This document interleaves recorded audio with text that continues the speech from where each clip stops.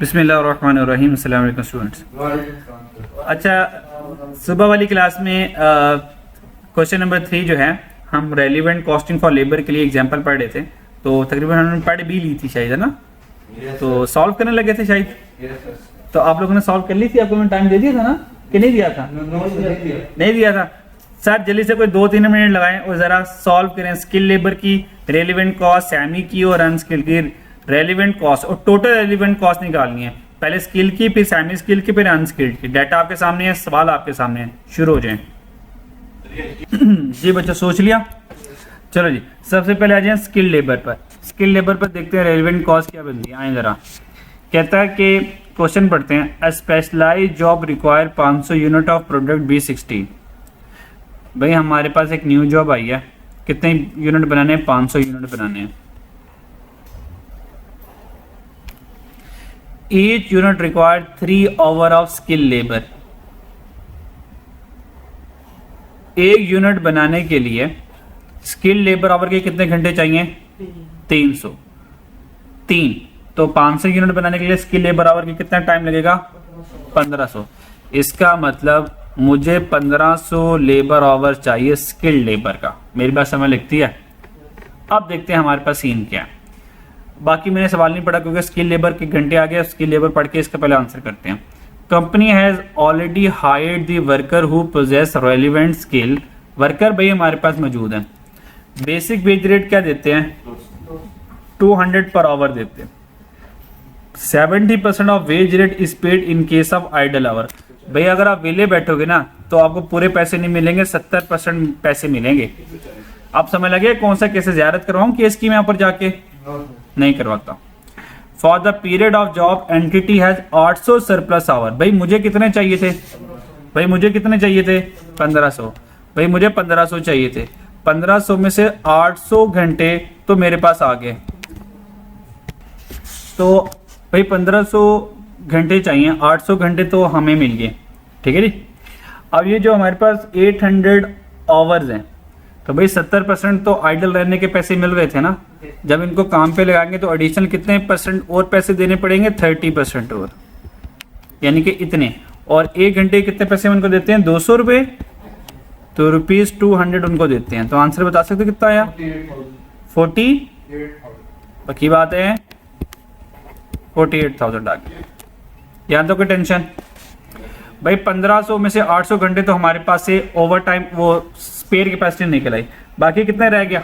700 घंटे। 700 घंटे सर क्या करेंगे? उनसे ओवर टाइम लगवाएंगे। हेलो बच्चों, 700 का क्या होगा? OT लगेगा। ये ओवर टाइम है। और ये वाला क्या था? ये हमारे पास आइडल टाइम हमने उससे यूटिलाइज किया। आइडल टाइम यूटिलाइज किया। ठीक है। अच्छा, जब हम 700 घंटे का हमसे ओवर टाइम लगवाएंगे तो ओवर टाइम के लिए क्या रेट तय करेंगे? Any over time will be paid at the basic rate plus 20%। तो बेसिक रेट का 20% उनको देंगे। तो भाई बेसिक कितना दे रहे हैं? 200। उसका 20% ज्यादा दे देंगे तो 1.20। आंसर कितना आ जाएगा? 168,000। ठीक है जी। तो इन दोनों को ऐड कर लेंगे तो स्किल्ड लेबर इतने पैसे हमसे लेके जाएगी। आंसर कितना आएगा? चलो जो भी आता कर लेना यार।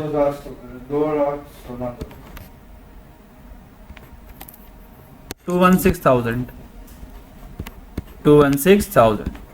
ये हमारे पास स्किल्ड लेबर पैसे लेके जाएगी। यहां तो कोई टेंशन?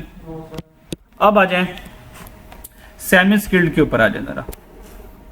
सेमी स्किल्ड के लिए कितने आवर चाहिए थे? जरा यहाँ पे देखें जरा क्वेश्चन में। 2 आवर सेमी स्किल्ड लेबर। तो 500 मल्टीप्लाई में 2 करूंगा तो कितने घंटे चाहिए? 1000 घंटे चाहिए। किसके लिए? सेमी स्किल्ड के लिए। ये बात समझ लगती है मेरी? अच्छा, इसका मतलब वी नीड 1000 आवर। हमें 1000 घंटों की जरूरत है। अब सेमी स्किल्ड पढ़ते हैं। A person is possessing relevant skill is currently engage in producing another product B25। कहता है कि ये जो सेमी स्किल्ड वाले ना, ये अभी एक प्रोडक्ट के ऊपर काम कर रहे हैं जिसका नाम है B25। Relevant information of each unit B25। जो B25 से बनाते हैं उसमें सेल प्राइस यानी कि कर कुर के प्रॉफिट इतना मिलता है 75 रुपये। In order to produce B16। अगर B16 बनाना चाहते हैं production of B25 must stop. ये वाली बात आ गई कि हमारे पास एक स्किल्ड पर्सन था, उसका अल्टरनेट नहीं मिला तो हमने प्रोडक्शन रुकवा दी। ये वो है, अगर मैं प्रोडक्शन रुकवा दूंगा तो मेरी रेलिवेंट कॉस्ट क्या बनती थी? Contribution lost.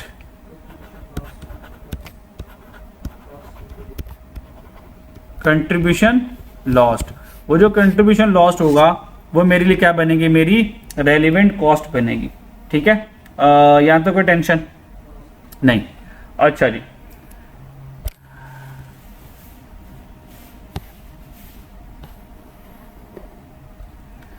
अच्छा जी, जो सेमी स्किल्ड लेबर है वो इस वक्त एग्जिस्टिंग कितने घंटे काम कर रही है जी?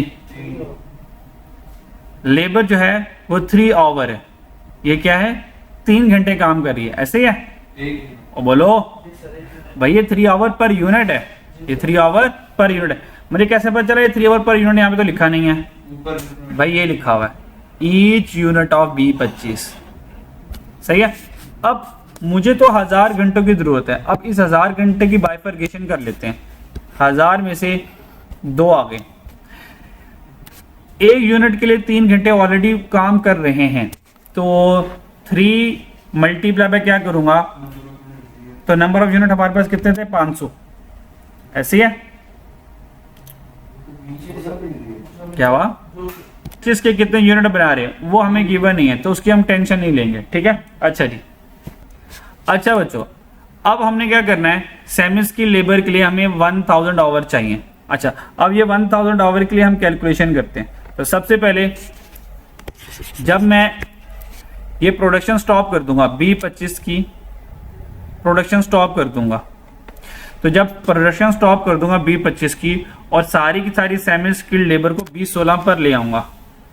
ठीक है, तो जो ये सैलरी ले रहे थे अब वो सैलरी सेक्रीफाइस कर लेंगे। किस वजह से? B16 की वजह से। ठीक है, तो जो बेसिक सैलरी होगी, बेसिक सैलरी वो उनको सेक्रीफाइस करनी पड़ेगी। ठीक है, और वो सेमी स्किल्ड लेबर पर वो नए प्रोजेक्ट पर आ जाएंगे और नए प्रोजेक्ट पर नई उनको सैलरी मिला करेगी। ठीक है जी। अच्छा, तो भाई पुरानी में कितनी सैलरी लिया करते थे? एक यूनिट बनाने के लिए, एक यूनिट बनाने के लिए जो एक यूनिट बनता था वो 3 घंटों में बनता था। ठीक है, और वो एक यूनिट बनाने के लिए क्या करते थे? 180 रुपीज लिया करते थे। ठीक है, तो हमारे पास पर आवर कितने पैसे लिया करते थे? 180 डिवाइडेड बाय 3। 180 डिवाइड बाय 3 करेंगे, जो 60 होगा, ये रुपीस आ गया पर आवर। 1 घंटे के 60 रुपए लिया करते थे। और भाई न्यू जॉब में कितने पैसे? न्यू जॉब में कितने यूनिट चाहिए? आवर चाहिए 1000 आवर चाहिए। तो 10,000 आवर मल्टीप्लाई बाय 1 घंटे के 60 रुपए, तो आंसर क्या आएगा? बोलो। सॉरी 1000 आवर है ना, 1000 आवर्स हैं और 1 घंटे के 60 रुपए ले रहे हैं, तो 60,000 आ गया। ये 60,000 वो आएगा जो उन्होंने अपनी सैलरी सेक्रीफाइस की होगी न्यू जॉब के लिए, तो ये आ जाएगा ₹60,000 प्लस इसमें कर देंगे कंट्रीब्यूशन लॉस्ट। कंट्रीब्यूशन लॉस्ट, अब कंट्रीब्यूशन लॉस कितना उन्होंने सेक्रीफाइस किया? अब कंट्रीब्यूशन लॉस की कैलकुलेशन जैसे आप सोच रहे हैं वैसे इतनी आसान होगी नहीं। ठीक है, अब वो करनी कैसे है वो सुन लें। कंट्रीब्यूशन होता क्या है? कंट्रीब्यूशन का फॉर्मूला क्या होता है? बोलो, सेल माइनस वेरिएबल कॉस्ट। दूसरा फॉर्मूला क्या था कंट्रीब्यूशन का? Contribution minus fix cost is equal to net profit. सही है, तो अगर मैं नेट प्रॉफिट में फिक्स कॉस्ट ऐड कर दूं तो कंट्रीब्यूशन आ जाएगा। तो इन दोनों को ऐड कर लो तो कंट्रीब्यूशन आ जाएगा कितना? 105। कितना आ जाएगा? 105 रुपीस वन। क्या कह रहे हो?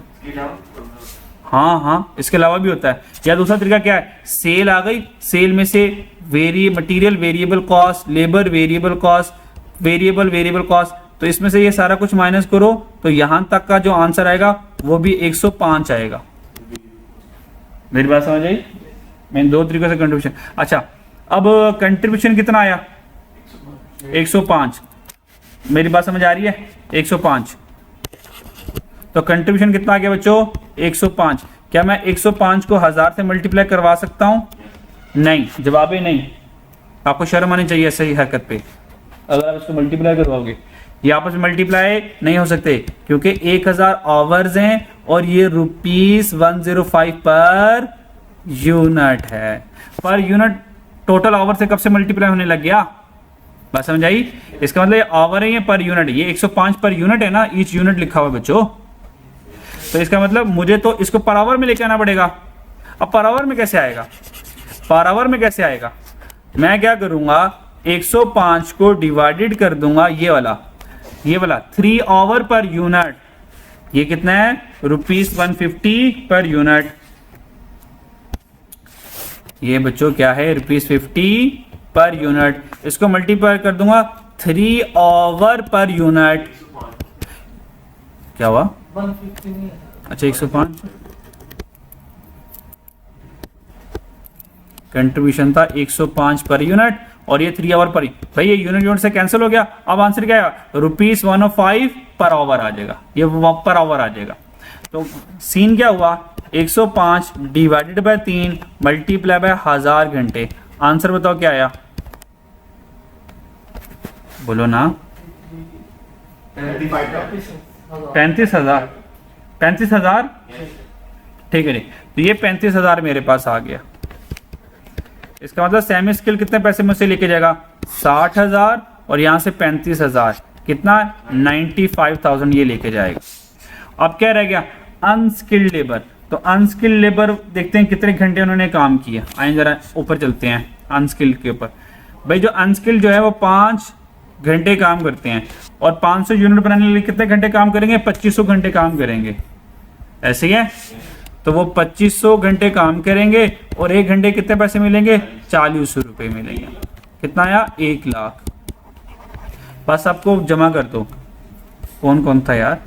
ये वाला 216,000 प्लस 95,000 और प्लस 1 लाख।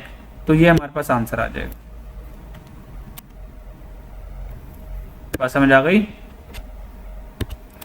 तो आंसर कितना आया?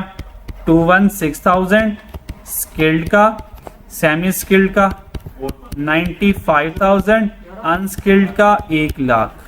And the total answer is 404,11,1,000 is our answer. ये हमारा आंसर आ जाएगा और इसका सोल्यूशन जो है ये नीचे पड़ा हुआ सारा।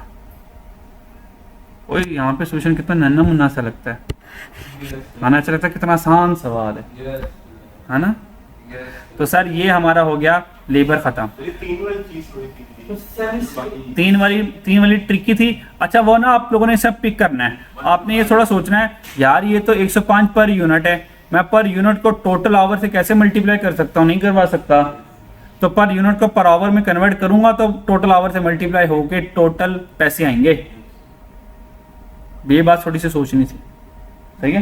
तो सर जो उनके सर वहाँ पे हमने पढ़ा था कि अगर वो हम पूरी प्रोडक्शन स्टॉप कर देते हैं। हाँ ये पढ़ा, ये बता देता हूँ। ये देखो अभी दिखा देता हूँ आपको लाइव प्रूफ के साथ। अगर प्रोडक्शन स्टॉप करेंगे तो कंट्रीब्यूशन ये और कॉस्ट ऑफ दिस लेबर जो ये बेसिक वेज लेती थी वो, ये दोनों रेलिवेंट कॉस्ट बने। सर फिर बेसिक वेज तो हर बार आएगा। हर बार आएगा। तो ये तब ही आएगा जब आप काम रुकवा दोगे। सिर्फ उस केस में बेसिक वेज रेट हर बार आएगा और कंट्रीब्यूशन लॉस भी हर बार आएगा, क्योंकि पहले वाला काम रुकेंगे तो कंट्रीब्यूशन भी तो रुक जाएगा। चलो डन बच्चों। अब हमें 2 क्वेश्चन करने हैं, उसमें मटेरियल और लेबर है, टाइची और ग्लोबल। ये मैं भी करवाता हूँ। उससे पहले मैं आपको रेलिवेंट कॉस्ट ओवरहेड का भी करवा दूं ताकि पूरा हमारा रेलिवेंट कॉस्ट का एक बार टॉपिक कंसेप्चुअली खत्म हो जाए, फिर हम डायरेक्टली पास पेपर में जंप करेंगे। डन बच्चों। ओवरहेड पर आ जाए। आपको पता है ओवरहेड 2 तरह का होता है, एक होता है फिक्स और एक होता है वेरिएबल। एग्जिस्टिंग फिक्स जो होगा वो इररेलेवेंट होगा और जो एडिशनल फिक्स होगा वो रेलिवेंट होगा। जैसे कि हमने वो क्वीन कॉर्पोरेशन में किया था, याद है? पुराने वाला 8 लाख को इग्नोर वाला था और जो एसजी की वजह से जो नया आया था उसको कंसीडर किया था। पहले पुराना वाला शायद 12 लाख था शायद, ये वो वाला। वेरिएबल कॉस्ट हमेशा रेलिवेंट है, इसकी टेंशन ही नहीं है। variable OR relating to order is relevant. If variable OR is given as percentage of labor cost, then it is applied to normal labor rate and not on relevant cost of labor. अगर variable OR labour cost की percentage है तो चुपचाप labour cost जो आई उसका percentage लेकर variable OR आ जाएगा, अल्लाह खैर सला, वही मेरा रेलिवेंट कॉस्ट होगा। ठीक है जी। अच्छा जी, अब चलते हैं पास पेपर। तो वेरिएबल मीन टू से शॉर्ट फॉर्म में वेरिएबल ओवरहेड ये हमेशा रेलिवेंट कॉस्ट ही होगी, और फिक्स में पुरानी वाली फिक्स रेलिवेंट नहीं होगी, इंक्रीमेंटल एडिशनल रेलिवेंट कॉस्ट होगी। ये हमारा मटेरियल भी हो गया, लेबर भी हो गया और ओवरहेड भी हो गया। डन। अब चलते हैं पास पेपर पर, और पहला पास पेपर हम करते हैं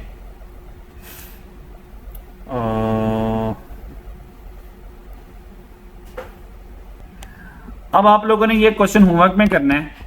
ठीक है, आपका होमवर्क है चैप्टर नंबर 5 लेबर में जाइएगा, जो पुराना हम पढ़ चुके हैं। वहां पर स्प्रिंग 22 अर्जेंटीना लिमिटेड, उसमें रेलिवेंट कॉस्ट ऑफ लेबर थोड़ी सी इस्तेमाल हो रही होगी, तो वो आप लोगों ने कर लेना। ठीक है, बाकी सारा कॉन्सेप्ट सेम ही है। अब रेलिवेंट कॉस्टिंग का नेक्स्ट क्वेश्चन हम जो करते हैं वो करेंगे हम ये वाला। सबसे पहले अच्छा जी बच्चों, क्वेश्चन नंबर 1 में अच्छा जी रेलिवेंट कॉस्टिंग का पहला सवाल करने लगे हैं autumn 12, question number 8 tai chi limited वाला। ठीक है, टाइची लिमिटेड जो है वो स्पेशलाइज्ड मोटर बनाता है। The company has been asked to provide a quotation for building a motor for large textile industrial unit in Punjab.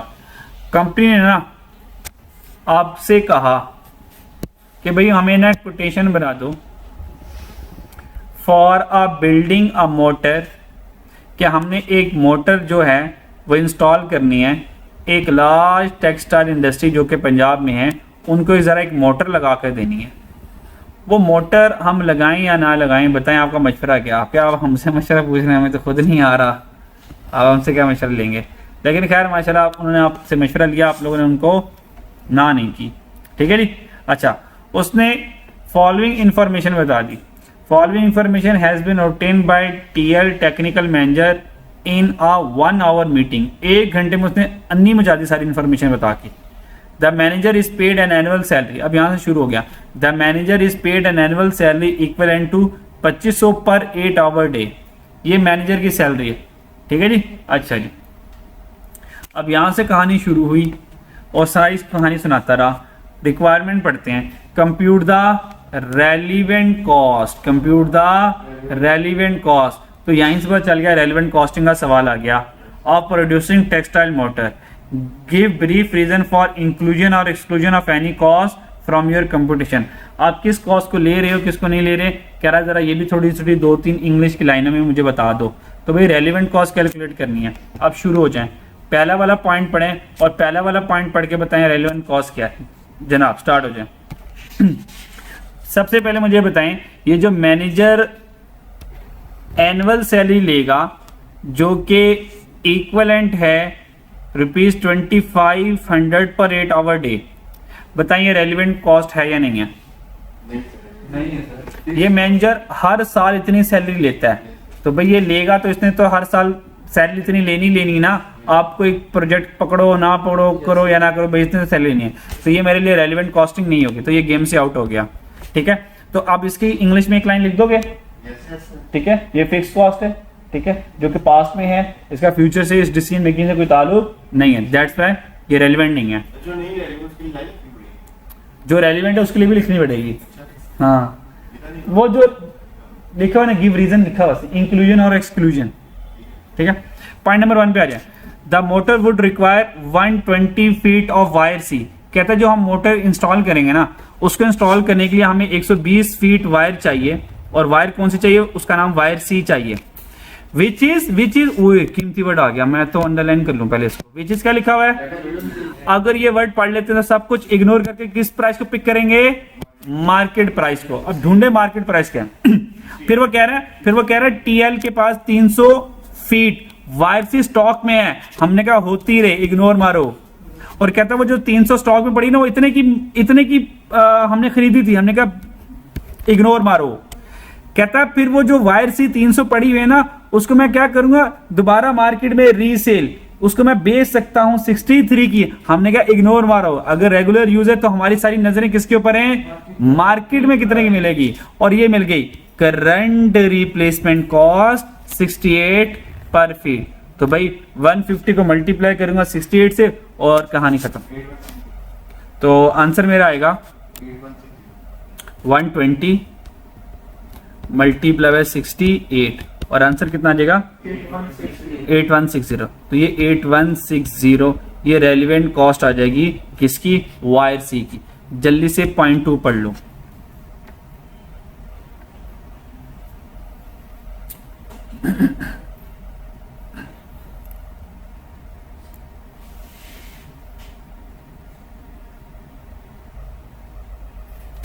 पढ़ लिया, हो गया। जी सर। अच्छा, सेकंड पॉइंट में कह रहा है 50 kg of another material wire D. ये विज कोई मटेरियल नहीं है, ठीक है, ये प्रेपोजिशन है। कहता 50 kg हमें वायर डी भी चाहिए होगा मोटर के लिए, और साथ उसके साथ क्या चाहिए होगा, 30 अदर स्मॉल कंपोनेंट चाहिए होंगे। तो भाई अगर वो रेगुलर यूज में है और स्टॉक में पड़ा या नहीं पड़ा तो मार्केट प्राइस ले लेंगे। अगर वो हमारे पास रेगुलर यूज नहीं है तो फिर देखेंगे हमने क्या करना है। पढ़ते हैं आगे। कहता है हमें 50 kg वायर डी चाहिए और 30 स्मॉल कंपोनेंट चाहिए other. Would also be required by TL for the motor के लिए। Wire D would be purchase from supplier at ₹10 kg। कहते जो वायर डी खरीदी जाएगी वो सप्लायर से कितनी खरीदी जाएगी, ₹10 पर kg। अब उसने कहीं नहीं बताया कि जो वायर डी जो है स्टॉक में पड़ी है नहीं पड़ी, तो इसका मतलब क्वेश्चन साइलेंट है, इसका मतलब बाहर से खरीदूंगा। क्वेश्चन साइलेंट है तो इसका मतलब बाहर से खरीदूंगा, ठीक है, मार्केट प्राइस से खरीदूंगा। तो मुझे कितने चाहिए 50 kg और मार्केट से कितने की मिलेगी 10। तो दिल करेगा यार 50 मल्टीप्लाई बाय 10 कर लूं, लेकिन अभी कहानी चल रही है, कहानी पूरी पढ़ते हैं फिर देखते हैं 50 × 10 करना कि नहीं करना। The supplier sell a minimum quantity of 60 kg per order. कहता है सप्लायर, कहता है हमने कहा यार 50 kg तो जरा बाहर तो दें डी। उसने कहा सर माजरत 50 kg हम नहीं बेचते, हम तो 60 kg बेचते हैं, तो मजबूरी है मैं 60 kg खरीदूंगा।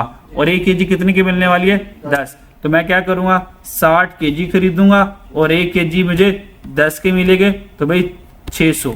तो वायर डी मुझे कितने की मिलेगी 600 की मिलेगी। तो वो जो 50 kg 10 kg रिमेनिंग बच जाएगा वो हमारे पास स्टॉक में बच जाएगा, ठीक है जी, वो बच जाएगा। उसका क्या करना है, ये रेलेवेंट कॉस्टिंग नहीं है।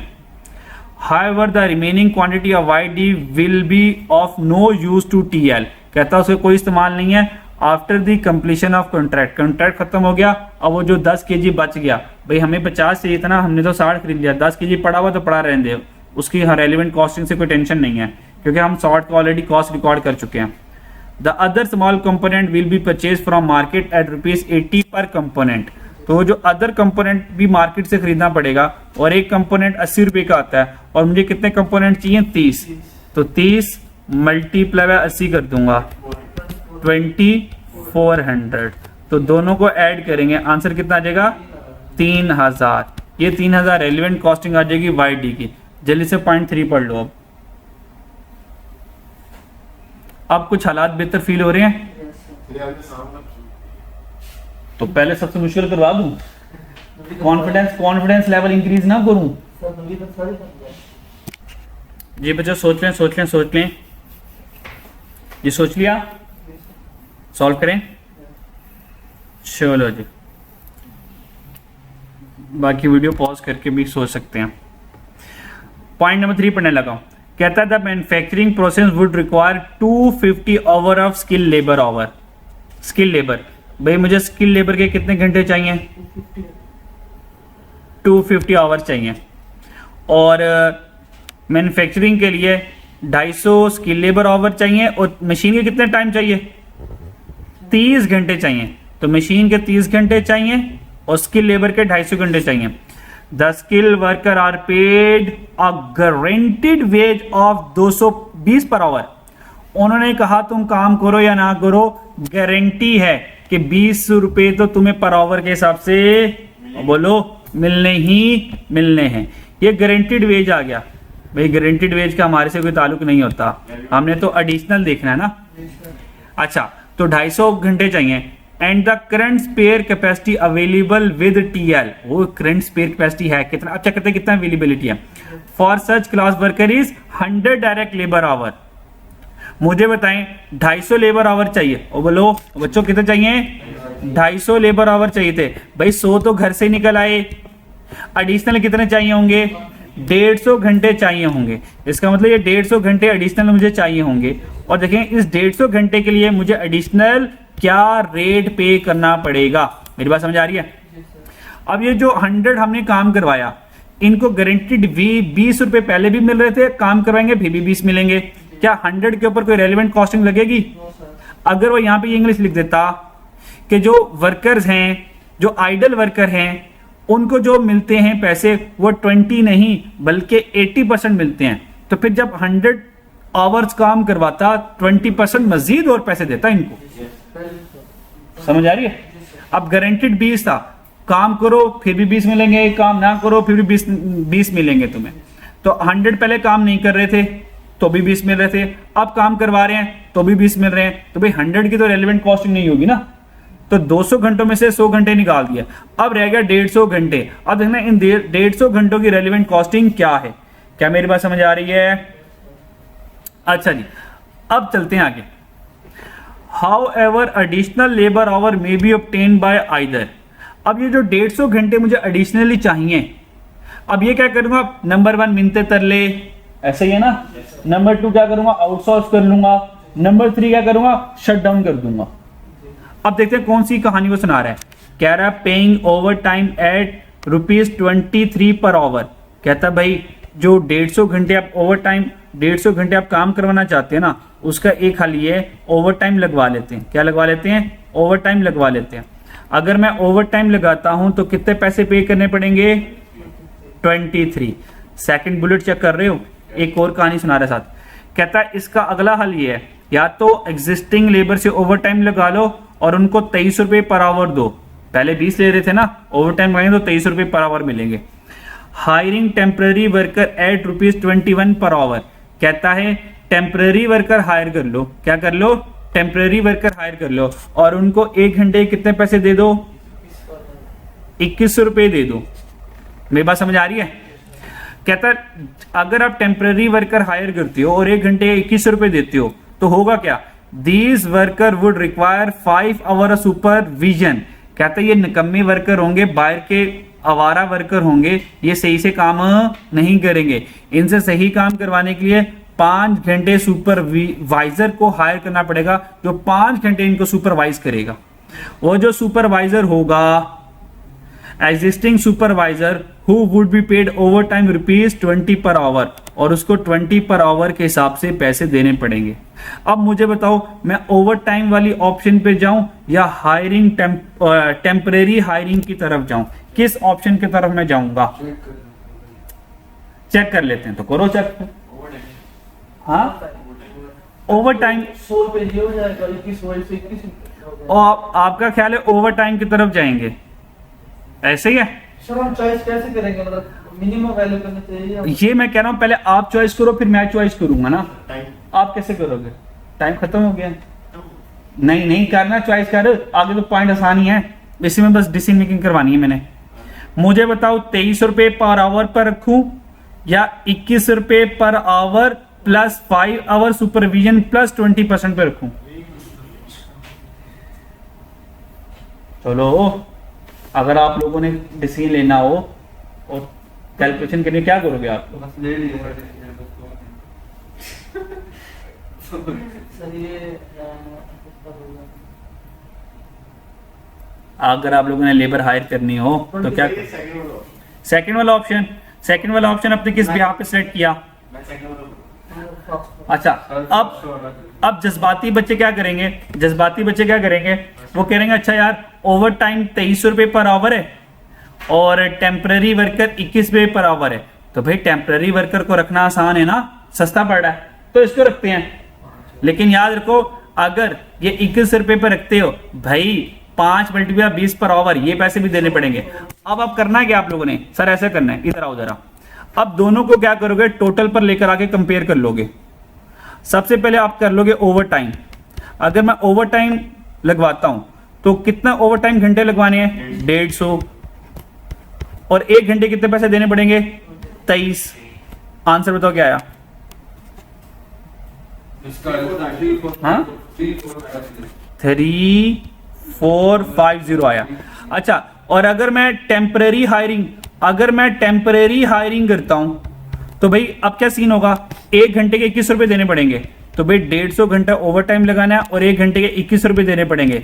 बाद और चुप कर जा बात यहाँ पे, और सुपरविजन नहीं करवानी, सुपरविजन भी तो करवानी है, वो पैसे नहीं देने, अल्लाह वास्ते करवानी है। क्यों बाद में करेंगे? 5 मल्टीप्लाई 20 करो प्लस 5 मल्टीप्लाई बाय और चल 100 20 टोटल आंसर बताओ इससे कितना है? 3। हाँ, अब बताएं इन दोनों में से कौन चीपर है? सर ये चीपर है ये चीपर है। तो नजूमी नहीं बनना, कैलकुलेशन करके सिलेक्शन करनी है। तो सर 21 वाला सस्ता पड़ रहा है, तो sir we will select 23 per hour या 21 प्लस सुपरविजन वाला। सर 21 प्लस सुपरविजन वाला पैकेज हम लेंगे। मेरी बात समझ आ गई? चलो जी, अब 150 घंटे का ओवर टाइम लगवाना था। सर इसका मतलब है कि 100 आवर में से मैं 5 आवर में सुपरविजन जरूरत होगी। हाँ जी, और नहीं, उसने कहा सिर्फ 5 घंटे की सुपरविजन करनी है। जो 150 घंटे का काम वो करेगा ना, तो सिर्फ 5 घंटे की सुपरविजन करनी है आपने। सही है? अच्छा, तो 150 घंटे का ओवर टाइम लगाएंगे। और ओवर टाइम 23 वाला या 21 वाला? आप लोगों ने कहा 21 वाला, तो 150 मल्टीप्लाई बाय 21 कर लेंगे। आंसर कितना आया? 3150 आ गया। यहां तक कोई टेंशन? बोलो, यहां तक कोई टेंशन? अच्छा, ये आ गया 150 मल्टीप्लाई बाय 21, ठीक है, प्लस सुपरविजन वाला 5 × 20। आंसर कितना आया? 100। यानी कि आप लोगों ने सिलेक्ट किया था इसको 3250, बस 3250 ही इसका आंसर था। ठीक है, तो ये लिखने की जरूरत नहीं है। जब ये वाली कैलकुलेशन आपने ये डिसीजन ले लिया तो बस ये आंसर आ गया, बेशक ये ना लिखो सेपरेटली।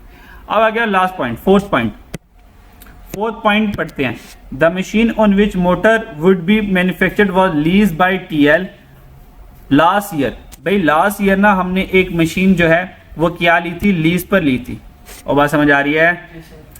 ये लास्ट पिछले साल ली थी और उसका मंथली रेंट जो है 5000 चल रहा था। भाई वो 5000 चल रहा था तो लीज हमारे टेन्योर में थोड़ी मुक गई होगी, वो तो चलती जा रही होगी लीज अगले सालों तक। तो ये तो 5000 हर साल चल ही रहा था, हमारे साल भी चल रहा होगा, तो भाई इसका हमारे से कोई ताल्लुक नहीं है। अच्छा जी, कहता है वो जो मशीन है ना उसके बाद 110 घंटे स्पेयर कैपेसिटी थी। The variable running cost of machine is ₹15 per hour. कहता है वेरिएबल कॉस्ट कितनी है? जब मैं मशीन में यूनिट प्रोड्यूस करता हूं तो मशीन की वेरिएबल कॉस्ट कितनी आती है? 15। और ऊपर चेक करें मुझे मशीन की कितनी जरूरत है? 30 घंटों की जरूरत है। बात समझ आ रही है? हेलो बच्चों, मुझे कितनी मशीन आवर की जरूरत है? ऊपर देखो, वो देखो 30 मशीन आवर की जरूरत है। और 1 घंटे पर मशीन कितने वेरिएबल खर्च करती है? 15। तो सिंपल इसका आंसर क्या हुआ रेलेवेंट कॉस्टिंग का? 30 मल्टीप्लाई बाय 15। Answer is 450। और पॉइंट नंबर 5 का क्या करेंगे? Fix overhead absorb. भाई फिक्स ओवरहेड तो रेलेवेंट कॉस्ट होता ही नहीं है। क्या ख्याल है? डन? आसान सवाल था, पिक्चर ले लें आप। सर ये फिक्स उसने ये भी तो नहीं बताया ना कि ये एग्जिस्टिंग है या कुछ। अच्छा, उसने कहा एडिशनल है तो क्यों जबरदस्ती कर रहा है उसके साथ? अगर एडिशनल सर मतलब उसकी वजह से भी तो होता है। हाँ, अगर वो कहता कि भाई हमने नोटर की वजह से एडिशनल फिक्स ओवरहेड आया तो ये जुमला लिखता ना, नहीं लिखा तो मैं क्यों सोचूंगा? सही है? अगर बात नहीं एडिशनल लिखी थी तो अज्यूम करते हैं बस ये पुरानी एग्जिस्टिंग सिचुएशन बता रहा है और existing past situation relevant cost नहीं होती। ठीक है बच्चों, इसको अच्छे से रिवाइज कर लीजिएगा और कल इंशाल्लाह ग्लोबल प्राइवेट लिमिटेड वाला क्वेश्चन मैं ही करवाऊंगा। डन? ओके, अल्लाह हाफिज।